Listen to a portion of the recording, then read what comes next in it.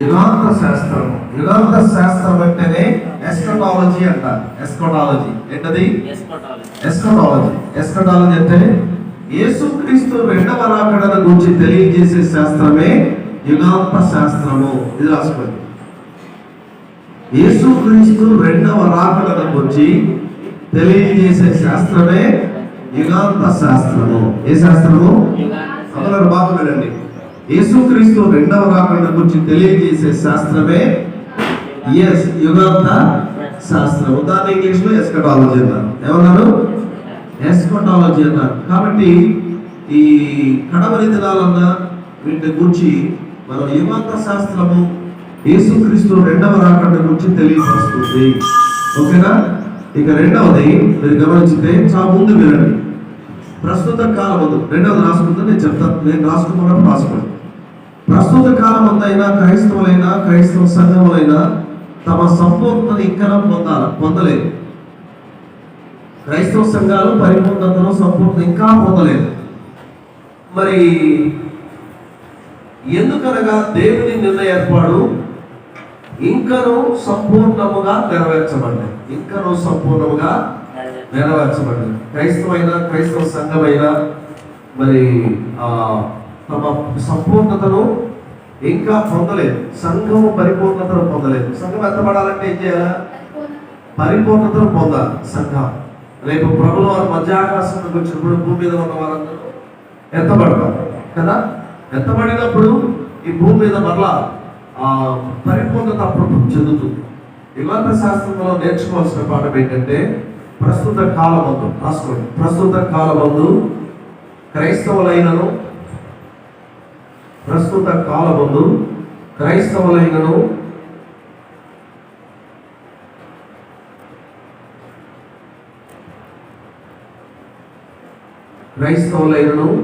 క్రైస్తవ సంఘమైనను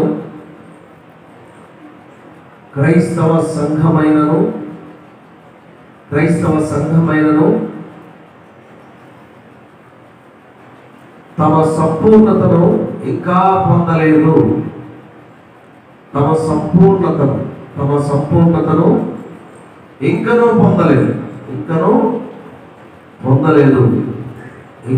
పొందలేదు. ఎందుకనగా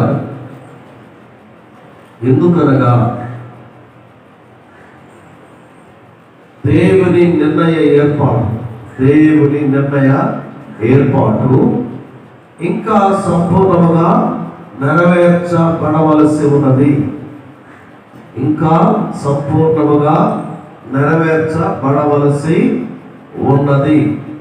ఓకేనా? ఇప్పుడు మీలో ఒకటి చదవండి. ప్రస్తుత కాలమందు క్రైస్తవులైనను క్రైస్తవ సంఘములైనను తమ సంపూర్ణతను ఇంకా పొందలేదు. ఎందుకనగా దేవుని నిర్ణయ ఏర్పాటు ఇంకా సంపూర్ణముగా నెరవేర్చబడవలసి ఉన్నది. అంటే ఇంకా జరగాల్సి ఉంది. ఇంకా ఇప్పుడు ఏంటి? ప్రభుల వారు వచ్చారు భూమి మీదకి.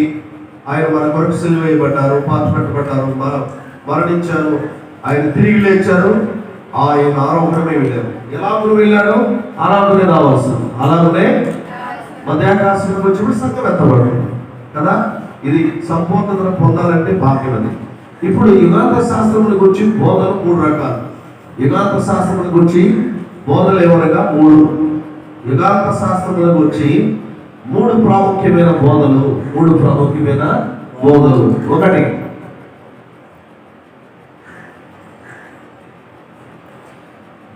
యుగాంత శాస్త్రం గురించి బోధలు.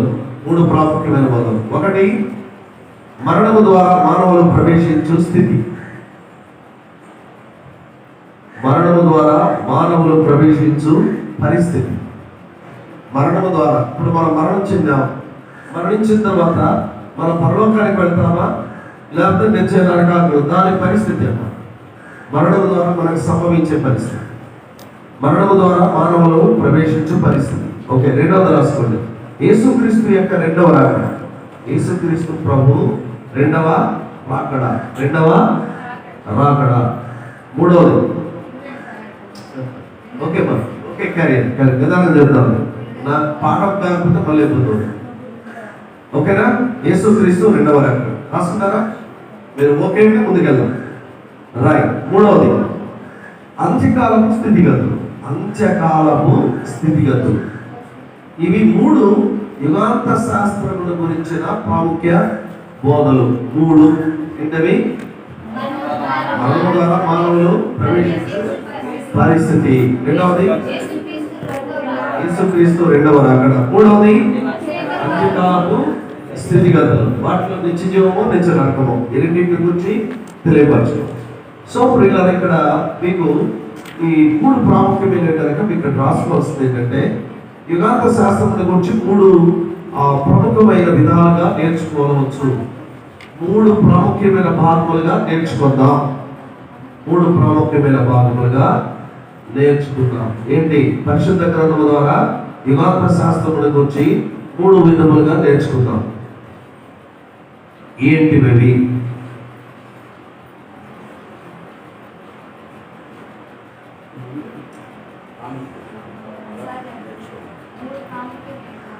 మూడు ప్రాముఖ్యమైన విధానములు. మూడు ప్రాముఖ్యమైన విధానం. ఒకటి యుగాంతముల గురించి ప్రముఖమైన నమ్మకము. మొదటిది యుగాంతముల గురించి ఒకటి ప్రాముఖ్యమైన నమ్మకం. ఒకటి. రెండవది అందులో రెండవ భాగం. ఎన్ని చెప్పుకున్నాం? మూడు భాగాలు చెప్పుకున్నాం కదరా? మూడా రెండా? మూడు. మొదటిది యుగాంతముల గురించి ప్రముఖమైన నమ్మకం. ప్రముఖమైన నమ్మకం అంటే మనకి ఏ నమ్మకం అయిందో అది ప్రముఖంగా చెప్పుకుంటాం. రెండవది యేసుక్రీస్తు రెండవ రాకడ గురించి నా వాస్తవికత.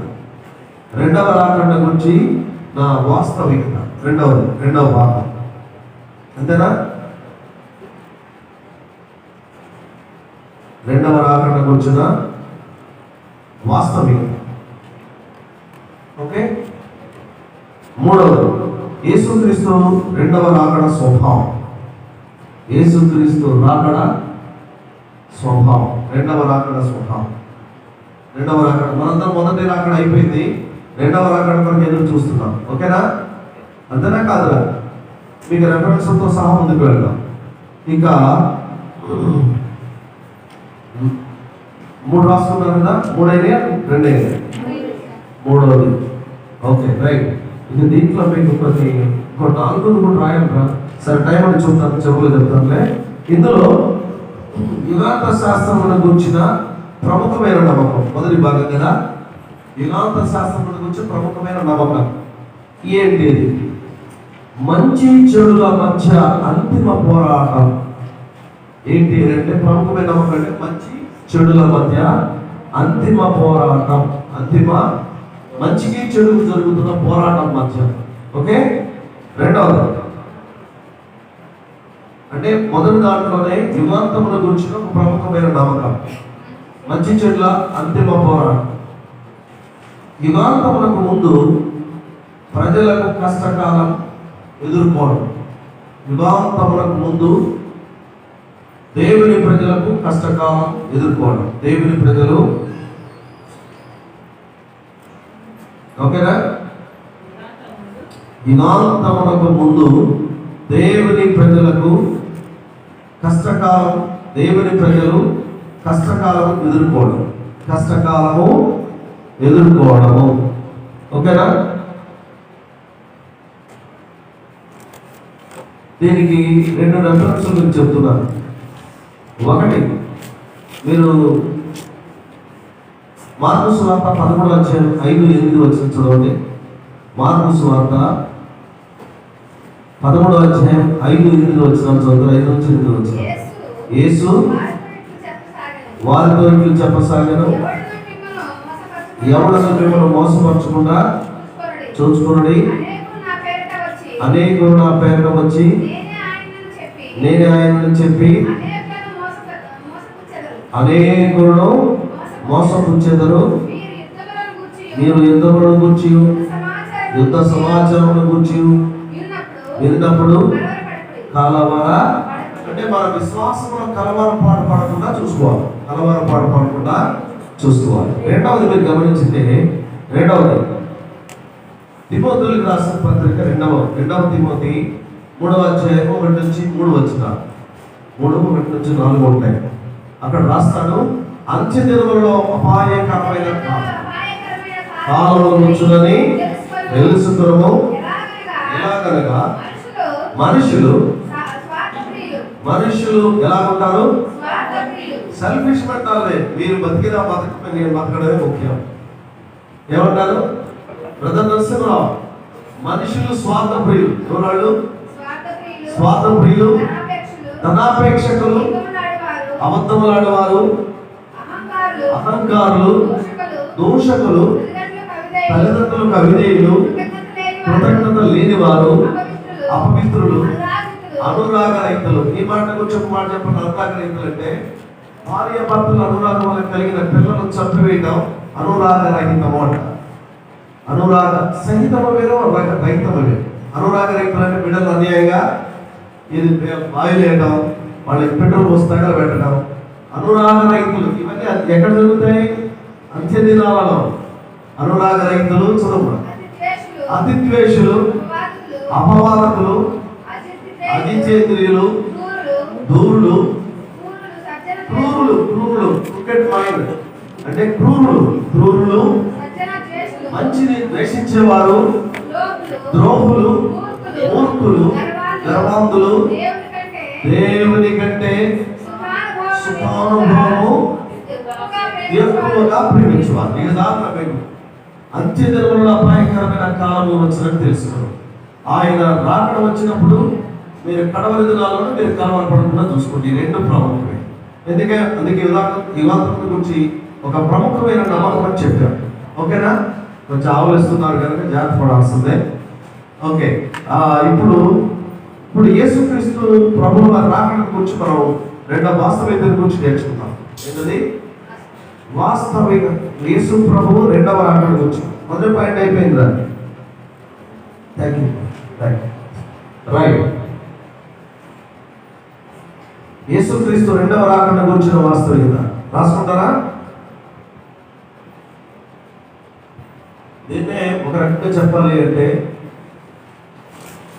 మన ప్రభువైన యేసుక్రీస్తు భూలోకంలో తిరిగి వచ్చునని నూతన నిబంధనలో 200 పర్యాయాల కంటే ఎక్కువగా గ్రంథకర్తలు ప్రస్తావించారు. ఎన్నిసార్లు కంటే? ప్రభువు తిరిగి వస్తాడు. మీరు ఎలా వెళ్ళాడో అలానే వస్తాడు. ప్రభువు రాకడ గురించి 200 సార్ల కంటే ఎక్కువగా నూతన నిబంధనలు ప్రస్తావించబడింది. యేసుక్రీస్తు రెండవ రాకడ గురించి రాసుకోండి. యేసుక్రీస్తు రెండవ రాకడ గురించి నూతన నిబంధనలో 200 పర్యాయముల కంటే మరి ఎక్కువగా గ్రంథకర్తలు 200 పర్యాయముల కంటే గ్రంథకర్తలు ప్రస్తావించారు. 200 పర్యాయముల కంటే ఇంకా ఎక్కువ, 200 సార్ల కంటే. 200 సార్ల కంటే అంటే ప్రభు రాకడ అనేది తథ్యం. ప్రభు రాకడ అనేది తథ్యం. దీన్ని బట్టి మరలా మీరు చాలా జాగ్రత్తగా నేర్చుకోవాల్సిన విషయం అంటే, యేసుక్రీస్తు మరలా తానే తిరిగి వస్తానని వాగ్దానం చేశారు. మరలా తిరిగి తానే. ఇది మత్తయి సువార్త 20వ అధ్యాయము 32వ వచనం చదువుతారా? మత్తయి 25వ అధ్యాయం 32వ వచనం. 5:31.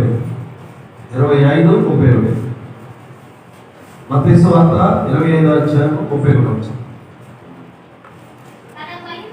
తన మహిమతో మనుష్య కుమారులను ఆయనతో కూడా. ఇందాక మనం దేవదూతల గురించి నేర్చుకున్నాక, ప్రభువు వారు వచ్చినప్పుడు ఆయన వెంట సమస్త దేవదూతలను వచ్చినప్పుడు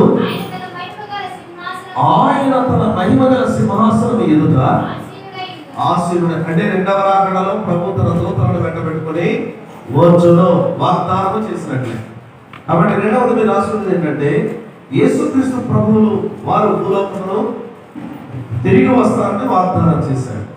తిరిగి వస్తారని మత్తయి సువార్త 25వ అధ్యాయం 32వ వచనం. మత్తయి సువార్త 25వ అధ్యాయము చాలు 25:37 తన మహిమతో మనుష్య కుమారుని ఆయనతో కూడా సమస్త దూతలను వెంటబెట్టుకొని వస్తారని వాగ్దానం చేశాడు. మూడవది మరి మరొక మాట అన్నాడు. మరొక వాగ్దానం ఏంటంటే యోహాను సువార్త 14:3 నేను వెళ్ళి మీకు స్థలము సిద్ధపరచని, నేను వెళ్ళి మీకు స్థలము సిద్ధపరచబెట్టు. చదువుతారా? యోహాను సువార్త 14:3 నేను వెళ్ళి మీకు స్థలం సిద్ధపరచిన ఎడల ఆయన ఉండే స్థలంలో మనము ఉండులాగున మరలా వస్తున్నాడు. మరలా అంటే రెండవ రాకడ తథ్యం అనే దానికి నిర్ధారణ ఇది. సార్ అర్థమవుతుందా? నేను వెళ్ళి మీకు స్థలం సిద్ధపరుస్తున్నాను, మరలా వచ్చి తీసుకుని పోతాను. వస్తానని చెప్పిన యేసు రాగమానునా, ఏ దినమో ఏ జామో తప్పక వచ్చును. వస్తానని చెప్పిన యేసు రాగమానునా. స్వరం మీద పాటలు కాబట్టి తప్పక వస్తాడు, తప్పక వస్తాడు. ఇక 4వది రాసుకోండి. ఎలా వస్తాడనే దానికి తెస్సలోనికే రాసిన పత్రిక, మొదటి తెస్సలోనికే రాసిన పత్రిక 4:16. 4 ఈ చివరి క్లాసులో రాసుకోండి. ఆర్భాటముతోను ప్రధాన దూత శబ్దముతోను దేవుని బోరతోను పరలోకము నుండి ప్రభు దిగి వచ్చును. ఇది గమనిస్తున్నారా? ఆర్భాటముతోను ప్రధాన దూత శబ్దముతోను ప్రభు మధ్యాకాశమునకు దిగి వచ్చును. అంటే దీన్ని బట్టి చూడ రెండవ రాకడ అనేది తథ్యము. రెండవ రాకడ అనేది మనము భూమి మీద నిలిచి ఉన్న మనం విశ్వాసంతో ఆయన కొరకు కనిపెట్టుకుని ఉండడమే, కనిపెట్టుకొని వెలుగుగా కనిపెట్టుకుని ఉండడమే. అదైనా ఇక చివరి మీకు చెప్తున్నాను. యాకోబు రాసిన పత్రికలో 5:8 నేను దగ్గర అభ్యర్థులు తొందరగా చెప్తున్నా అంటే అవి చదువుకున్నా కొంచెం మీకు అర్థమవుతాయి. ప్రభు రాకడ దూరముందా సమీపముందా? సమీపముగా ఉన్నది కనుక మీరు ఓపిక కలిగి ఉండండి. 5 ప్రాముఖ్యమైన విషయాలు యేసు ప్రభు రెండవ రాకడ వాస్తవికత గురించి 5 ప్రాముఖ్యమైన విషయాలు మనం నేర్చుకున్నాం. ఒకటేంటి? ఆయన మరలా తానే తిరిగి వస్తారని వాగ్దానం చేశాడు. మీరు మత్తయి సువార్త 25:37 యోహాను సువార్త 14:3 నేను వెళ్ళి మీకు స్థలం సిద్ధపరిచి మరలా వచ్చి తీసుకుని పోతానన్నాడు. అన్నాడా లేదా? రాసుకుంటారా? రాసుకోలేదా? మూడవది మీరు గమనించితే తెస్సలోనికే రాసిన పత్రికలో 4:16 దేవుని బోరతోనూ పరలోకం నుండి ప్రభు ఆర్భాటంతో ప్రభు దిగి వచ్చును. ప్రభు ఇది మూడవది. 4వది మీరు యాకోబు రాసిన పత్రిక 5వ ప్రభు రాకడ సమీపముగా ఉన్నది. ఎక్కడిగా ఉంది? సమీపముగా ఉన్నదని చెప్తున్నాడు. కాబట్టి ఈ మాటలు బట్టి మీరు చూస్తే లేఖనాలు ధృవీకరిస్తున్నాయి. లేఖనాలు ధృవీకరిస్తూ 200 పర్యాయముల కంటే ఎక్కువగా ప్రభు రాకడ గురించి గ్రంథకర్తలు ప్రస్తావించారు. ఇది ప్రాముఖ్యమైన విషయం. కాబట్టి యేసుక్రీస్తు రెండవ రాకడ గురించిన వాస్తవం ప్రవక్తలు, బాప్తిస్మిచ్చే యోహాను, దేవదూతల ద్వారా రుజువు చేయబడ్డాయి. ఇది రాసుకోండి. యేసుక్రీస్తు ప్రభుల వారి రెండవ రాకడను గురించి, యేసుక్రీస్తు ప్రభుల వారి రెండవ రాకడను గురించి, యేసు ప్రభుల వారి రెండవ రాకడను గురించి ప్రవక్తలు, బాప్తిస్మిచ్చే యోహాను, దేవదూతల ద్వారా రుజువు చేయబడ్డాయి. రుజువు చేయబడ్డాయా లేదా? ఇంకా మీకు ఒక మాట చెప్పారంటే దేవదూతలు ఎప్పుడు చెప్పారంటే మీకు డౌట్ వస్తే నిన్న మనం పునరుత్థాన పండుగ చేసుకున్నాం. ఏ పండుగ? అందరూ చెప్పండి. ఈస్టర్ పండుగ చేసుకున్నప్పుడు మనందరం తెల్లవారుజాము లేచినాడురా సమాధి గెలిచినాడు అనే పాట పాడుకున్నాం. పడలేదా? లేచినాడురా సమాధి గెలిచినాడురా యేసు, లేచినాడురా సమాధి గెలిచినాడురా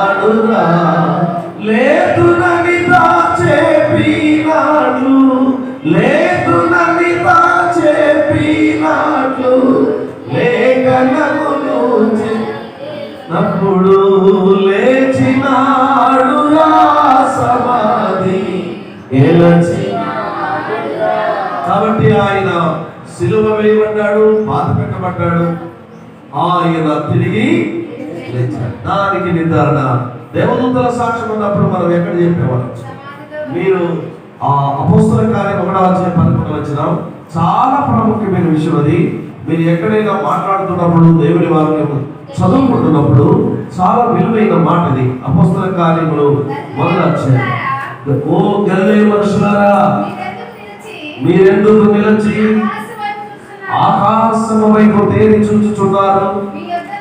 మీ యొద్ద నుండి పరలోకమునకు చేర్చుకొనబడిన ఈ యేసే ఏ రీతిగా పరలోకమునకు వెళ్ళుగా మీరు చూచితురో ఆ రీతిగానే ఆయన తిరిగి వచ్చునని యేసుక్రీస్తు ప్రభువారు పునరుత్థానమైన తర్వాత 40 రోజుల్లో ప్రత్యక్షమయ్యాడు. ఎన్నిసార్లు? 40 రోజుల్లో 11 సార్లు ప్రత్యక్షమయ్యాడు. 11 పర్యాయం. మొదటిసారి మగ్దలేని మరియకు ఆమె పెద్దలక్కడనే సమాధి వద్దకు వెళ్ళి సుగంధ ద్రవ్యములు పూద్దామంటే అక్కడ దేవదూత పరలోకం నుండి వచ్చి దేవదూత రాయిని దొర్లించేసి ఆ దొర్లించిన తర్వాత కళ్ళ నిండా నీళ్ళు తెచ్చుకుంటే సమాధిలో ప్రభు లేడు. అసలు వాస్తవానికి సమాధిలో తోటలో ప్రవేశించడానికి వీల్లేదు. ఆమె వెళ్ళి కళ్ళ నిండా నీళ్లు తెచ్చుకుని ఆ సమాధి తెరిచి ఉండడు చూచి ఏడుస్తూ ఉండగా ప్రభువారు అక్కడే ఉన్నాడు. ప్రభువారు అక్కడ ఉంటే, అమ్మా ఎందుకు ఏడ్చుచున్నావు అంటే, తోటమాలను కళ్ళ నిండా నీళ్ళు వచ్చినప్పుడు తోటమాలను, అయ్యా నువ్వు తోటమాలను అయితే చెప్పు, నా ప్రభువుని ఎవరో తీసుకుని వెళ్ళారు, నేను మరలా నా ప్రభువు తీసుకుని వస్తానని ప్రభువు వారి మీద ఉన్న గాఢమైన ప్రేమను వ్యక్తం చేసింది. ప్రభువు వారు ఏ మాట ఆ మగ్దలేని మరియ 7 దయ్యములు పట్టిన మరియ. ఎవరైనా 7 దయ్యాలు ఆమె జీవితాన్ని మార్చివేసినటువంటి సంఘటనలో ప్రభువు వారిని అమితంగా ప్రేమించి ప్రభువు వారి మీద ప్రేమతో ఉన్న ఆమె మరణమును కూడా లెక్క చేయకుండా సమాధి తోటలోకి వెళ్ళి ఆ తోటలో వాస్తవానికి లోపలికి వెళ్తే అరెస్ట్ చేస్తారు. రోమా సైనికులు ముద్ర వేశారు, పెద్ద రాత్రి వేశారు, దాని మీద బొట్ట బిగించేశారు, తాళం వేసేశారు. ఎవరైనా టచ్ చేస్తే వాళ్ళు కూడా చనిపోవడమే. అలాంటి పరిస్థితి తెగించిందేమే పెద్దలక్కడనే వారిని ఉపయోగించారు. కాబట్టి ఆమె వెళ్ళి సుగంధ ద్రవ్యంలో పూద్దామని వెళ్తే అప్పటికే దేవదూత వచ్చి రాయిని దొరికించిన అక్కడే దేవదూతలు ఆ సమాధి మీద కూర్చుని ఉంటాం. ప్రభుల వారు అక్కడే ఉండగా ఏడ్చుచున్న మరియ దగ్గరికి వచ్చి, అమ్మా ఎందుకు ఏడ్చుచున్నావు? అయ్యా నా ప్రభువుని ఎవరో ఎత్తుకొని దానికి ప్రభుల వారు మరియా అని పిలుస్తారు. మరియా మరియా అని పిలవడం ఇది నా ప్రభు స్వరమే, ఇది నా ప్రభు స్వరమే అని బోధకుడా ప్రభుని అని పాదాలు విడబడతాడు. ఏమైంది? మీరు చదువుకుని యోహాను సువార్త 20వ అధ్యాయంలో మాట ఒకసారి చూడండి.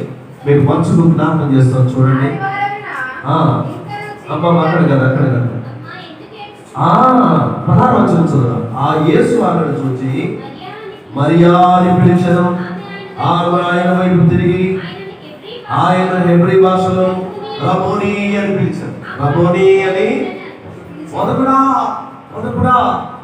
మనల్ని ప్రేమించిన వాళ్ళు సుదూర కాలంలో ఉన్నప్పుడు కనబడినప్పుడు మొదటిగా హత్తుకుంటాం లేదా కళ్ళకు నీళ్లు పెడతాం. ఎంత కాలం అయితే నీళ్ళు చూచి నిన్నేనా అసలు నువ్వు కనబడ్డావా, నేను చూస్తాననుకోలేదు. ఈ భావం కల్పితమైన మాటలలో ఆ ప్రేమ తొలగిసలాడతాం. ప్రేమకు పక్షపాతం ఉండదు, ప్రేమకు ఒక రకంగా ద్వేషం ఉండదు. ఆ ప్రేమతో నిండిన ఇదేమో ప్రభువు వారికి అక్కడే ఉన్న మహిమదేవంతో ఉంటే మరి ఆమె పిలిచిన వెంటనే పొదుకుడా నేను పాదాలు వెనబడబోతే, అమ్మా నేను మహిమతో ఉన్నాను కనుక నన్ను మీరు ఎంత ఆమెకి మొట్టమొదటి దర్శనం కలిగి. నేను మా చర్చిలో మా వాళ్ళకి ఏం పాఠాలు నిన్న ఎంఐ గ్రామం గురించి చెప్పాను. మొదటి దర్శనమేమో మగ్దలేని మరియకు ఇచ్చిన తర్వాత మేము వెళ్ళి నా తండ్రియు మీ తండ్రియు నా సహోదరులు మీ సహోదరులైనా పేతురు యోహానులు అక్కడ ఉన్నారు, వారు మళ్ళా వాళ్ళు చేపలు పట్టుకోబోతున్నారు, వెళ్ళి వాళ్ళని చెప్తారు. ఈ మాట తీసుకుని వెళ్ళింది మరియ. నేను ప్రభువును చూచి తిని, నేను ప్రభువును ఇంతకీ ఈ మాట ఎందుకు చెప్తున్నానంటే ఆ పునరుత్థాన బలమే లేకపోతే క్రైస్తవ సంఘానికి విశిష్టత లేదు. కాబట్టి ఈ రోజున మనం బలముగా ప్రబలంగా చెప్పడానికి ఆ నమ్మకమైన వాస్తవికతలో యేసు ప్రభువు వారు తిరిగి రానై ఉన్నాడు అనే సత్యము ఖండాపదంగా చెప్పగలిగినటువంటి వాస్తవికత. వీళ్ళందరూ 40 రోజులు ఆయన ప్రత్యక్షమవుతున్నాడు. చనిపోకముందు ఒక్కడిగానే మెడగదిలో ఉండేవాడు, సంగోదంలో ఉండేవాడు, వాళ్ళ దగ్గరికి కనపడేవాడు. కానీ ప్రభువు వారు పునరుద్ధారణ తర్వాత ఆయన ఒకసారి మధ్యలో మరి ప్రత్యక్షమయ్యాడు. మేడగదిలో శిష్యులందరూ తలుపులు వేసుకుని ఉంటే వాళ్ళ మధ్యకి వెళ్ళిపోయాడు. ఇంకొక అనుమాన తోమ గారు అన్నాడు, మీరు ఎన్ని చెప్పినా సరే, బంగారం పెట్టినా సరే నేను నమ్మను. మై నేమ్ ఇస్ థామస్, నేను ఆయన గాయములలో వేలు పెట్టి చూస్తేనే కదా నమ్ముతా. ఆ పట్టలో గాయాలు ఉన్నాయి, మీరు ఒట్టి అబద్ధాలు మీరు అబద్ధాలు నన్ను అంటారు ఏంటని. ప్రభులు వారు మేడగదిలోకి వెళ్ళి, తోమా అవిశ్వాసి కాక విశ్వాసివై 11 రోజులు. ఈ 11 రోజుల తర్వాత గలిలయ నుంచి ఒలీవల కొండ మీద నుంచి ప్రభులు వారు ఆరాధన వెళ్తున్నప్పుడు అప్పుడు అక్కడ అపోస్తలులు, అక్కడ ఉన్న వారందరూ ఎవరన్నా తెలుసు, ఓ గలిలయ మనుషులారా, ఈ ప్రభువు ఎలాగునైతే పరలోకంలోకి వెళ్తున్నాడు అలాగునే ఇది మీరు అందరూ చదవడం మాట. అపోస్తల కార్యం 1వ అధ్యాయం 11వ వచనం అందరూ కలిసి చూద్దాం. గలిలయ మనుషులారా, మీరెందుకు నిలచి ఆకాశము వైపు చూచుచున్నారు? మీ యొద్ద నుండి పరలోకమునకు వెళ్ళుడా మీరు చూచితురు. ఆ రీతిగానే ఆయన తిరిగి వచ్చునని వారితో చెప్పారు. ఈ మాట మీకు భావగర్భితమైన మాట. ఎలాగో వెళ్ళాడో అలాగే వస్తాడు, ఎలాగో వెళ్ళాడో. కాబట్టి ఇప్పుడు ఈరోజు ప్రపంచం అంతా ఎదురు ప్రభువు అక్కడ సమీపం మనకు వాగ్దానం చేసిన దేవుడు మనం తీసుకుని వెళ్ళేవాడు. మీరు గమనించలేదో, బ్రహ్మేమో సృష్టించాడు. గాడ్ అనే దానికి నిర్వచనం చెప్తున్నాను. గాడ్ ఏంటది? గాడ్ అనే మాటకి ఏంటంటే God is created the world. Brahma అయిన దేవుడు సృష్టించాడు, విష్ణు అయిన వాడు పరిపాలించాడు. Vishnu is the administrator, Shiva is the destroyer. ఏదైతే నాశనం చేశాడో వాడు మామ ఎకనామిక్స్ వచ్చి దక్షయజ్ఞం చేసి మొత్తాన్ని సర్వనాశనం చేస్తాడు, డెస్ట్రాయిడ్ అని. కానీ ఇస్లామిజంలో క్రితం లేదు. ఇస్లామిజంలో ఏకేశ్వరనాథం అంటే నసీబ్ కా దేగు అంటారు. నసీబ్ అంటే ఈ వసతి. అల్లా ఏదైతే రాశాడో అల్లా అనిర్వచనీయుడు కాబట్టి నసీబ్ కా దేగోని భయ్య అంటాడు. ఇక్కడ చూస్తే ఆ రాశి పెట్టినటువంటి పలకం వల్ల హఠాకేసి జరుగుతుంటుందని అంటాడు. వాడ నమ్మకం అది ఏకేశ్వరవాదం. కానీ క్రిస్టియానిటీకి వచ్చేసరికి తండ్రి అయిన దేవుడు, కుమారుడైన దేవుడు, పరిశుద్ధాత్ముడైన దేవుడు. కాబట్టి తండ్రి అయిన దేవుడు ఈ సృష్టిని సృష్టించాడు, కుమారుడైన యేసుక్రీస్తు ప్రాణము పెట్టాడు, పరిశుద్ధాత్ముడైన దేవుడు మనలను వేరొక రాజ్యంలో ఉన్నట్లుగా తండ్రి వద్దకు తీసుకొని వెళ్ళడానికి వస్తూ ఉన్నాడు. కాబట్టి ముగ్గురైన దేవుడు, మీరు ఎలాగో గలిలయ మనుషులారా, మీరు ఎలాగో ఆయన చూచారో, ఎలాగ వెళ్తున్నాడు, ఆరోహణమే వెళ్తున్నాడు, తిరిగి ఆ విధంగానే రాబోతున్నాడు. మనందరం కూడా ఇప్పుడు సంఘటనలన్నీ కూడా ప్రభువు అక్కడ వరకు ఎదురు చూస్తుంది. ఈ 5 సత్యాలు ప్రభువు అక్కడ సమీపముంది కనుక సంఘము సువార్తను ఆపకూడదు. నీటిలో సువార్త పాఠము జరుగుతుండాలి. ప్రార్థనా జీవితాలు ఎక్కువ కావాలి. మీకు తెలుసు లేదు, సంఘాలు ఉన్న దేవుని పిల్లలకు కూడా ఈరోజు మైకులు చేతబట్టి మా ప్రాణము లెక్క చేయం, మా ప్రభు మా కొరకు మరణించి తిరిగి లేచాడు, ప్రభు అయిన యేసు తిరిగి రాబోతున్నాడు అన్న సత్యమును ప్రకటిస్తున్నారు. కారణం ఆస్తుల అంతస్తులు ప్రాముఖ్యంగా ప్రభు రాబోతున్నాడు. వరల్డ్లో ప్రపంచమంతా కూడా వీటికి సూచనలు ఏంటి? 2 విన్నాం, ప్రభువు అక్కడ తథ్యం అనేది విన్నాం. ఇక 3వ దాని గురించి మీరు నేర్చుకుంటే యేసుక్రీస్తు రాకడ స్వభావం. యేసుక్రీస్తు రాకడ స్వభావం ఎలాగో ఉంటుంది.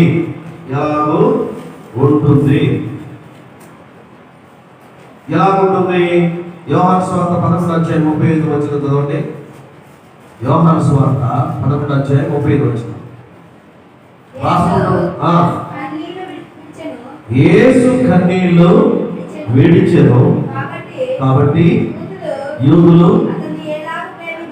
ఆయన ఎలాగూ ప్రేమించనో చూడునని చెప్పుకుంది. ఈ ఒక్క వచనం చాలా యేసు కన్నీళ్లు విడిచి, ఆయన దేవుని కుమారుడు, ఆయన కన్నీళ్లు విడవలసిన అవసరము, ఆయన పరిచర్య అంతట్లో బైబిల్ అంతట్లో కన్నీళ్లు విడిచిన సంఘటన 3. యెరూషలేమును గురించి ఇక్కడ చూచి వారితో మన బాధలలో పాలు పంచుకున్నవాడు అని అర్థం, మన కన్నీటిలో పాలు పంచుకున్నవాడు అని అర్థం. అందుకే ఈ మాట ఉద్దేశం ఏంటంటే, మరి యేసుక్రీస్తు రాక స్వభావంలో మీరు గమనించగలిగితే, మన కొరకై వచ్చుచున్న దేవుడు, మన కొరకై వచ్చుచున్న మనలను ప్రేమించిన వాడు. లాజరుని ఎలా ప్రేమించాడో మీరే చూడని చెప్తున్నారు. ప్రేమించిన వారి కొరకు వస్తారా రారా? చెప్పండి, ప్రేమించిన వారి కొరకు వస్తారా రారా? ఎవరినైతే ప్రేమించారో, ఎవరినైతే ఆ ప్రభుల వారు తీసుకుని వెళ్ళాలి, వారందరి కొరకు తప్పక వస్తాడు, తప్పక వస్తాడు. ఓకే, ఇది మొదటిది.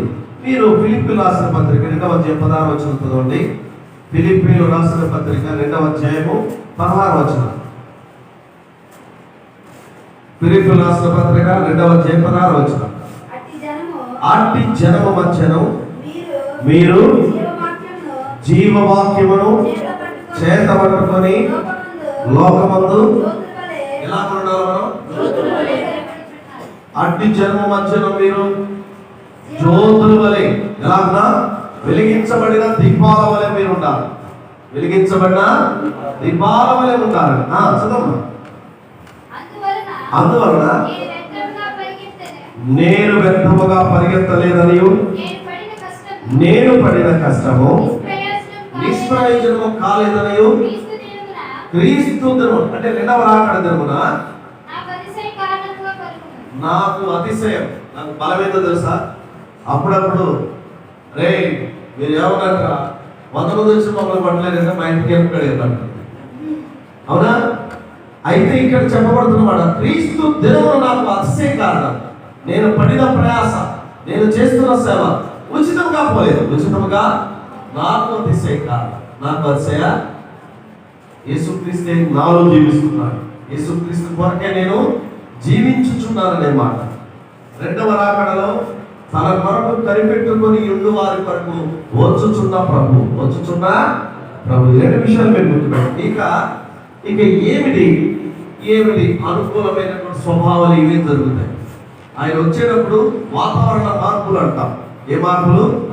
వాతావరణ మార్పులు. ఏమేమి పెడతాం? మొదటిది ఆకాశంలో.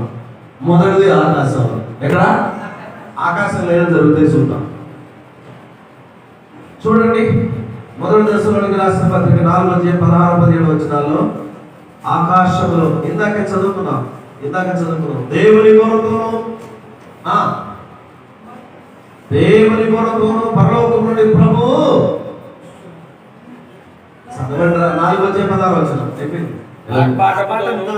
ఆర్భాటముతోను ప్రధాన దూత శబ్దముతోను దేవుని బోరతోను పరలోకం నుండి ప్రభు దిగొచ్చును, క్రీస్తునందుండి మృతులైన వారు మొదట లేదురు, ఆ మీదట సజీవులమై నిలిచియుండు, మన వారితో కూడా అంటే పరిశుద్ధుల కోసం వస్తున్నాడు అన్నమాట. ఎవరి కోసం వస్తున్నాడు చెప్పట్రా? ఎవరి కోసం వస్తున్నాడు? ఆయన పరిశుద్ధులైన ఉన్న వారి కొరకు. మనందరం ఎవరంటే పూర్వ దూరస్తులమే, ఇప్పుడు సమీపస్తులు కదా. ఇది వారికి విగ్రహాలను చేసిన వాళ్ళమే, అబద్ధములు ఆడే వారమే, దొంగతనం చేసిన వారమే. ఇప్పుడైతే ప్రభు యేసుక్రీస్తునందు రక్తములో కడుగుబడి నీతిమంతులుగా తీర్చబడింది కనుక మన కొరకే ఆయన వస్తున్నాడు, మన కొరకే ఆయన వచ్చుచున్నాడు. ఓకేనా? ఇక నేను మొదటిదేమో ఆకాశంలో పరిశుద్ధుల కోసం వస్తున్నాడు. రెండవది భూమి మీద పరిశుద్ధులు వెంట వెతుకొని వచ్చి రాబోతున్నాడు. ఇది కొలస్సీయులకు రాసిన పత్రిక 3వ అధ్యాయం 4వ వచనం. ఇక నేను ఇక్కడ ఆపేస్తే బెటర్ కూడా కొంచెం కష్టంగా ఉంది మీకు. కొలస్సీయులకు రాసిన పత్రిక 3వ అధ్యాయం 4వ వచనం. మనకు జీవమై ఉన్న ఇప్పుడు మనకు జీవమై ఉన్న యేసుక్రీస్తు ప్రత్యక్షమైనప్పుడు మీరు ఆయనతో కూడా మహిమయందు ప్రత్యక్ష యేసుక్రీస్తు ప్రత్యక్షపరచబడుతున్నప్పుడు మరి భూమి మీదకు పరిశుద్ధులు వెంట పెట్టుకొని పోవడానికి వస్తున్నాడు. ఇక నా మాట ముగిస్తే బెటర్ అనుకుంటే కళ్ళ పెట్టి పోతా ఉంది, అవస్థలు చూడలేకపోతున్నారు. ఆయనలో కూడా ఆకాశంలో సూచన ఏంటంటే ఆకాశంలో పరిశుద్ధుల కోసం వస్తున్నాడు. రెండవది భూమి మీద ఉన్న పరిశుద్ధులు వెంట పెట్టుకొని పోవడానికి వస్తున్నాడు. అదేనా ప్రభువు రాకడ సమీపంగా ఉంది కనుక అది ఆకస్మికంగా జరుగుతుంది. ఎలాగనా గర్భిణీ స్త్రీకి ప్రసవ వేదన ఎలా వస్తుందో, ఏ రాత్రి ఏ జామో ఏ రాత్రి వేళ వస్తుందో మీరు గమనించలేదు. ఎప్పుడైనా కూడా మనం భయంకరమైన యాక్సిడెంట్ అని అర్ధరాత్రి కూడా జరుగుతాయి. ఎందుకు చెప్పండి? యాక్సిడెంట్ అన్ని కూడా వాటి నిద్ర. ఇంకా చెప్పండి బయట ఇది మొరబాగలు అమ్మా చెప్పండి ఎవరికి వచ్చిందని రాత్రి కూడా 12 దాటి తర్వాత 2 గంటల లోపు జరుగుతాయి. నిద్ర మబ్బు. ఓకే, దురాత్మల సమూహాలు తిరిగే వేళ పర్లేదే. సాతాను వాడి పరిపాలన. ఓకే, ఇంకా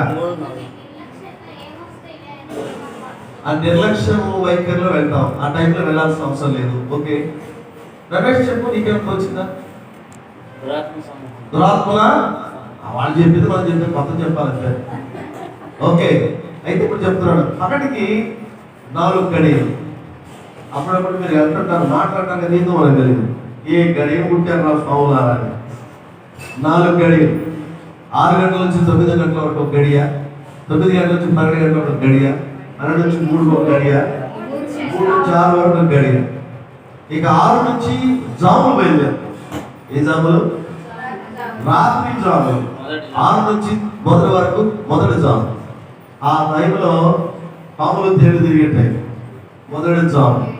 చీకటి పడుతుందిగా ఏ గుడి పక్షులు గుడికి చేరాలి. ఒక బయట తిరుగుతున్నాడు, ఎందుకు తిరుగుతున్నాడు అంటారు. 9 నుంచి 12 గంటల వరకు రెండవ జాము. ఎవరు తిరిగే టైము ఇది? రెండవ జాము. ఏ జాము? ఆ దురాత్మ శక్తులు తిరిగే టైం. దానికే మనం అంటే శక్తులు తిరిగే కాలం అంట.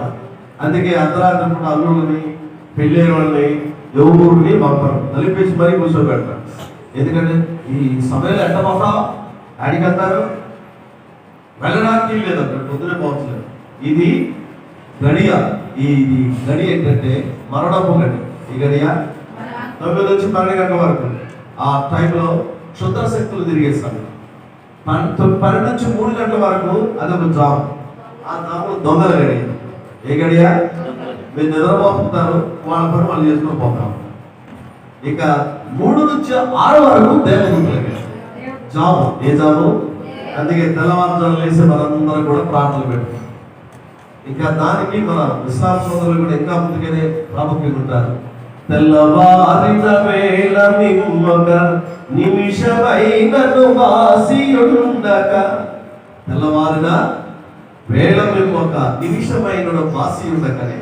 కాబట్టి ఉదయకాలం జాము నిన్ను వేకువనే రెక్కలు కట్టుకొని దేవదూతలకి ప్రార్థనలు తీసుకుని వెళ్ళేస్తాను. ఉదయకాలమే దేవునితో కలిసి ప్రార్థన చేస్తే ఆ సాయంకాలం వచ్చి ప్రభువాలను క్షమించవలసిన అవసరము, అడగవలసిన అవసరం లేదు. ఉదయాన్నే లేచి మోకరించి ప్రార్థన చేస్తే నువ్వు వెళుతున్నంతసేపు విజయమే, అపజయం అనేది లేదు. పని దొరకలేదు, ఇలా వ్యాపారాలు పగిలిపోయి మాకేం లాభం లేదు, మా జీవితాలు నష్టాలు వచ్చిన పనే లేదు. అందుకని ఉదయకాలమే దేవునితో కలుసుకోవడానికి దేవుని పిల్లలు నేర్చుకున్నాం. ఓకే, ఇక నేను వైపుల్లో కూడా సెక్యులర్ వర్డ్స్ వస్తున్నాయి. కాబట్టి ఆకస్మికంగా ప్రభు రాకడం జరుగుతుంది. గర్భిణీ స్త్రీకి ప్రసవ వేదన ఎలా జరుగుతుందో అలాగే. కాబట్టి ఇప్పుడు మీరు గమనించవలసిన ఈ విషయంలో సూచనలు, ఆయన వచ్చేటప్పుడు ఎలా ఉంటాయి సూచనలు, ఆకాశంలో ఏం జరుగుతాయి, ఆకాశంలో కలిగే సూచన. ప్రభు రాకడ వస్తుందండి. ఆయన సిలువలో ఉన్నప్పుడు 12 గంటల నుంచి 3 గంటల వరకు సూర్య చంద్ర నక్షత్రాలు, భూమి కనిపించింది, సూర్యుడు మొదలైపోయాడు, చీకటి కమ్మింది. చీకటి ఎందుకు ఏమో అంటారంటే నిజం. ఓకే రైట్ చెప్పండి మీరు సార్. మీరు ఆ సమయం ప్రభు వారం 12 గంటల నుంచి 3 గంటల వరకు భూమి నుంచి ఇక్కడ కమ్మి, సూర్యుడు మరుగైపోయాడు, సూర్యుడు చంద్రుడు ఆ సూర్య చంద్ర నక్షత్రాలని కూడా కనుమరుగైపోయింది. గడాంధకారంలో నిలబడింది. ఎందుకు? కాబట్టి ఇక్కడ మీరు గమనించవలసింది ఏంటంటే, ఒక దేవుని కుమారుడు పరలోకం నుండి మన కొరకు వస్తే ఆయన సిల్వేసింది లోకం. ఏ లోకం? ఈ లోకమే సిల్వేసింది. నేను మొన్న ఈ మధ్య కూడా బాగా మన సంఘస్థులు నేర్పించాను. ఏంటంటే ఆ పులిపాక జగన్నాథం గారి ఆ కుమార్తె ఎవరో తెలుసా మీకు? ఆంధ్రప్రదేశ్ కిందలో ప్రముఖంగా విస్తారమైన పాట రాసిన మహనీయుడు పులిపాక జగన్నాథం గారు. ఆయన కుమార్తె మన సినిమా సుశీల గాయని పులిపాక సుశీలమ్మ పేరు, విజయనగరం. ఏం పేరు? సిలువపై వ్రేలాడు శ్రీయేసుడు, నరులకై విలపించిన నజరేయుడు, ఈ జగతిని విమోచించు జీవధారలే, ఈ జగతిని విమోచించు జీవధారలు, సిలువపై వ్రేలాడు శ్రీయేసుడు, నరులకై విలపించే నజరేయుడు. అసలు ఆ పాట చాలా వాల్యూబుల్, అందరూ పాడేశారు. చాలా విలువైన పాట. నిరపరాధి మౌనముని దీనుడాయ, నిరపరాధి మౌనముని దీనుడాయను. నాకు కూడా రాడు. ఓకే, ఆమె పాడితే ఆమె ఒకే పాట అందంట. పాట పాడినప్పుడు ఏముందో తెలుసా? మా నాన్నగారు విశ్వబ్రాహ్మణుడు అంటే కంసులోనే. నేను ప్రభు నమ్ముకోలేదు కానీ ఆయన పాదముల వద్దనే పాడుతున్నా, అంతకంటే బాగా. ఆ పాట హిట్ అయింది. ఆ పాటని పాడని వారు పాపాత్మలు అన్నట్టు. కాబట్టి ప్రియమైన దేవుని పిల్లలు మీకు ఎందుకు చెప్తున్నారంటే, సూర్యచంద్ర నక్షత్రాలే కనుమరుగైపోయాయి. ఆయన మరణమును చూడలేక. కాబట్టి ఆకాశంలో కూడా రేపు సూచనలు జరుగుతాయి. రేపు ప్రభు రాకడ వచ్చినప్పుడు ఏమేమి తెలుసా? ఇప్పుడు జరుగుతున్నాయి కూడా. ఒకటి చెప్తాను చూడండి. లూకాసు వార్త 20 త్వరగా. మరియు మీకు ఎంత ఆకలి అయితే అంత ఎక్కువ తినొచ్చు, ఏం ఇబ్బంది లేదు. కాబట్టి లూకాసు వార్త 20 మరియు సూర్య చంద్ర నక్షత్రములలో సూచనలు భూమి మీద సముద్ర తరంగములు మరియు సూర్య చంద్ర నక్షత్రములలో సూచనలు భూమి మీద సముద్ర తరంగముల కోశ వలన కలవరపడిన జనులకు శ్రమయు కలుగును. శ్రమలు కలుగును. ఆకాశ శక్తులు కదిలింపబడి గనక లోకము మీదికి రాబోచున్న వాటి విషయమై భయము కలిగి మనుషులు ఎదురు చూచుచు ఆయన వచ్చి కూలుదురు. ఇప్పుడేంటి చెప్పండి? ఈ భూమి మీద పరిస్థితి ఉందో తెలుసా? మొన్నేమో కరోనా. ఏం పేరు? మీరు పిలవకుండా వచ్చి కూర్చుంటారు. దాని దెబ్బకి ఎల్లతనం అయిపోయారు, సగం భయంలో తెచ్చిపోయారు తెలుసా? మరి ఇప్పుడు మనుషులు ధైర్యం చెడి కూలుదు, ధైర్యం చెడి ఆకాశ శక్తులు కదిలించబడి ఇక దానికి పర్యవసానం కానీ. కాబట్టి సూర్య చంద్ర నక్షత్రాలలో మార్పు జరుగుతాయి. అర్థమైందా? ఇక ఆకాశ శక్తులు కదిలించబడతాయి. ఇక రెండవ చెప్పండి ముగిస్తా. భూమి మీద ఏమో సూచనలు జరుగుతాయి. భూమి మీద సూచనలు. మత్తయి సువార్త 24 చదవండి. మత్తయి సువార్త 24 మనుష్య కుమారుడు పాపిష్ఠులైన మనుషుల చేతికి అప్పగించబడి సిలువ వేయబడి 3వ దినమందు లేవవలసి ఉన్నదని ఆయన మీతో చెప్పిన మాట మీరు జ్ఞాపకం ఉంచుకున్నారు కదా వారితో. కాబట్టి ఇక్కడ మీరు ఈ 7వ వచనంలో లూకాసు వార్త 25-26 వచనాల్లోనే లేకపోతే 24:6-8 భూమి మీద సూచనలు ఏం కలుగుతాయి? మత్తయి సువార్త 24:6-8 వచనాలు. మత్తయి సువార్త 24:6-8 మరియు మీరు యుద్ధములను గురించి, ఈ మాట వినండి, దేని గురించి? ఇప్పుడు ఏం జరుగుతుంది ప్రపంచంలో? ఎవరెవరికి? రష్యాకు ఉక్రెయిన్కి. ఏం జరుగుతుంది ఎవరికి అర్థం కావట్లేదు. యుద్ధములను గురించి ఇంకా చదువురా. యుద్ధ సమాచారం, మనకి పాకిస్తాన్ యుద్ధం వస్తుందని భయపడుతున్నారు. యుద్ధ సమాచారం గురించి వినబోతురు. మీరు కలవరపడకుడి, చూచుకొని ఇవన్నీ జరగవలసి ఉన్నవని మరియు రాకడ వెంటనే, అంతము వెంటనే. ఈ రెండు, ఒకటేమో ఆకాశంలో సూచనలు, భూమి మీద సూచనలు. యుద్ధాలు, కరువులు ఇవన్నీ కలుగుతాయి. ఇప్పుడు మనం చూస్తున్నాం లేదా, శ్రీలంకలో కేజీ చికెన్ 1500, కేజీ బియ్యం 500 రూపాయలు. ఎంత? కేజీ బియ్యం 500 రూపాయలు. పెట్రోల్ కావాలంటే ఒక ఉదయం నుంచి సాయంత్రం నిలబడితేనే టైం వస్తుంది. ఒకవైపు ప్రారంభమైంది ఆహార సంక్షోభం. అలాగనే ఇంకా దేశాలు, ఇప్పుడు చైనాలో వారు వస్తువులు అమ్మేసుకుంటున్నారు. Corona effect. రష్యా, ఈ వారి వల్ల, రష్యా చేసిన పని వల్ల ఆర్థిక సంక్షోభం తలెత్తింది. అక్కడ వాళ్ళు అల్లాడుతున్నారు. అంటే దేశంలో కరువులు సూచనలు కలుగుతాయి. ఇవన్నీ రాకడకు సూచన, రాకడకు. సో ఇప్పుడు మీరన్నీ గమనించి ప్రభు రాకడకు మనందరూ సిద్ధపడాలని ఈ బాధను బట్టి మనకు తెలుస్తాం. వీలైతే మధ్యాహ్నం పాఠముల గురించి నేర్చుకుందాం. దేవుడు మిమ్మల్ని దీవించుగాక. ఈ యుగాంతముల గురించి మనం నేర్చుకున్న విషయాలు ఇక చివరికి మీకు చెప్పాల్సింది ఏంటంటే, మానవుడు మరణించిన తర్వాత పరలోకమా, నిత్య నరకమా, ఈ రెండు నేర్చుకోవాలి. ఈ రెండు కూడా ఆ రాకడ గురించిన సూచనలు తెలియపరుస్తాయి. నిజంగా మీరంటే ధన్యులంటే ఈ పాఠములన్నీ కూడా మీకు ఒక రకంగా ఆధ్యాత్మికంగా మీకు మనోభిప్పు కలుగు చేస్తాయి. కాబట్టి మరొకసారి చదువుకుందాం. దేవుడు మీకు దీవించుగాక. థాంక్యూ.